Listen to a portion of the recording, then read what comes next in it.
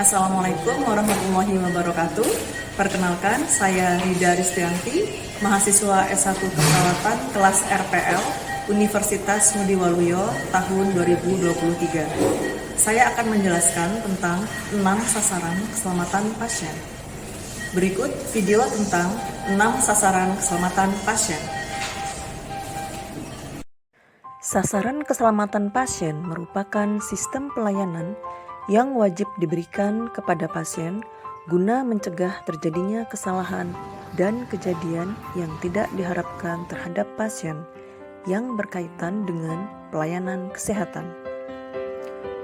Sasaran keselamatan pasien bertujuan agar pasien merasa aman dan nyaman selama menggunakan jasa layanan kesehatan di rumah sakit. Keselamatan pasien adalah kunci penting bagi setiap fasilitas kesehatan. Terdapat 6 sasaran keselamatan pasien, yaitu: sasaran 1, mengidentifikasi pasien dengan benar. Pasien diberikan gelang identitas dengan tujuan mencegah terjadinya kesalahan dalam pemberian pelayanan atau pengobatan tertentu. 1. Pasien diidentifikasi menggunakan 2 identitas pasien, yaitu nama dan tanggal lahir. 2. Pasien diidentifikasi sebelum pemberian obat, darah atau produk darah. 3. Pasien diidentifikasi sebelum mengambil darah dan spesimen lain untuk pemeriksaan klinis. 4. Pasien diidentifikasi sebelum pemberian pengobatan dan tindakan atau prosedur. Selamat siang Ibu, perkenalkan saya perawat Rida yang bertugas pada siang ini dari jam 2 sampai jam 9 malam nanti ya. Sesuai dengan kita tadi bahwa hari ini saya akan mengantarkan Ibu ke ruang pemeriksa radiologi untuk foto ronsen. Sebelumnya bisa Ibu sebutkan namanya Bu? Ya, tanggal lahirnya? Tanggal 2 bulan 2 tahun 92. Baik, saya ulang ya, nama Ibu Angel, tanggal lahir tanggal 2 bulan 2 1992 ya, benar ya? Baik, sesuai dengan gelangnya ya Ibu. Ya.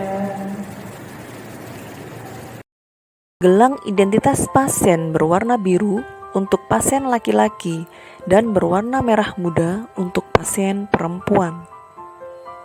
Selain itu, terdapat juga stiker penanda yang dipasang pada gelang identitas pasien, yaitu stiker kuning untuk pasien dengan risiko jatuh, stiker merah untuk pasien yang memiliki alergi tinggi terhadap obat, dan stiker ungu untuk pasien yang memiliki harapan hidup rendah atau Do Not Resuscitation atau DNR. Sasaran 2, meningkatkan komunikasi yang efektif. Komunikasi yang efektif yaitu tepat waktu, akurat, lengkap, jelas, dan yang dipahami oleh penerima. Komunikasi dapat secara elektronik, lisan, atau tertulis dilakukan pada saat 1. Konsultasi antara perawat dengan dokter dilakukan dengan menggunakan teknik S-bar. 2. Dilakukan saat timbang terima atau pertukaran shift. 3. Bila nilai kritis keluar, segera dilakukan tindakan. Perawat melaporkan hasil kritis dan keadaan pasien ke DPJP dengan teknik S-bar. S-bar adalah metode terstruktur untuk mengkomunikasikan informasi penting yang membutuhkan perhatian segera untuk meningkatkan keselamatan pasien. Ingat S-bar: situation atau keadaan pasien, background, latar belakang atau masalah pasien, assessment, hasil pengkajian atau pemeriksaan, dan recommendation, rekomendasi untuk pasien. Perawat akan mencatat dan mengkonfirmasi ulang kepada dokter terkait tindakan selanjutnya dari laporan tersebut. Sasaran 3, meningkatkan keamanan obat-obatan yang harus diwaspadai. Dilakukan untuk mencegah terjadinya kesalahan dalam pemberian obat.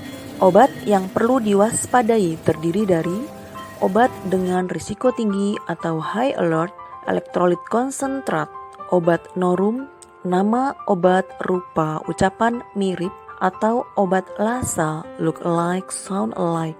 Obat high alert harus disimpan secara terpisah dan diberi label high alert pada setiap ampul obat. Menyimpan obat LASA tidak bersebelahan. Bentuk pelaksanaannya yaitu dengan melakukan double check di lapangan yang melibatkan beberapa orang untuk menghindari kesalahan. Double check meliputi prinsip 6 benar yaitu 1. Benar pasien, 2. Benar obat, 3. Benar dosis, 4. Benar rute, 5. Benar waktu, dan 6. Benar dokumentasi.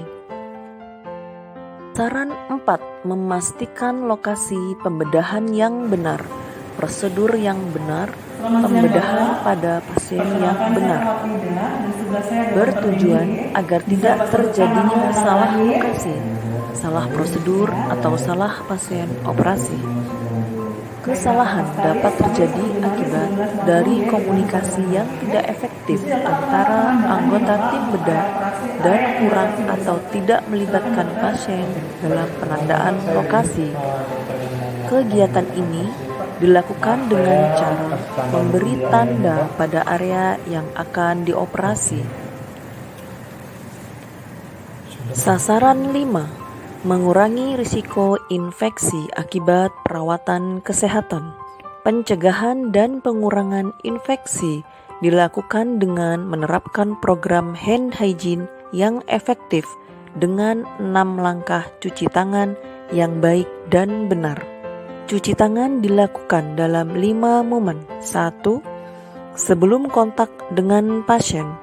2. Sebelum melakukan tindakan aseptik. 3. Setelah terkena cairan tubuh pasien. 4. Setelah kontak dengan pasien. 5. Setelah kontak dengan lingkungan di sekitar pasien. Sasaran 6. Mengurangi risiko cedera pasien akibat terjatuh. Hal yang dilakukan meliputi screening dan kajian awal, seperti melihat risiko jatuh kategori sedang atau tinggi dengan memastikan roda tempat tidur selalu dalam kondisi terkunci, memasang stiker pasien risiko jatuh pada gelang pasien, memasang pengaman sisi tempat tidur, dan memasang penanda atau label risiko jatuh pada tempat tidur pasien. Keselamatan pasien merupakan tanggung jawab kita bersama. Demikian penjelasan tentang 6 sasaran keselamatan pasien di rumah sakit. Semoga bermanfaat. Wassalamualaikum warahmatullahi wabarakatuh.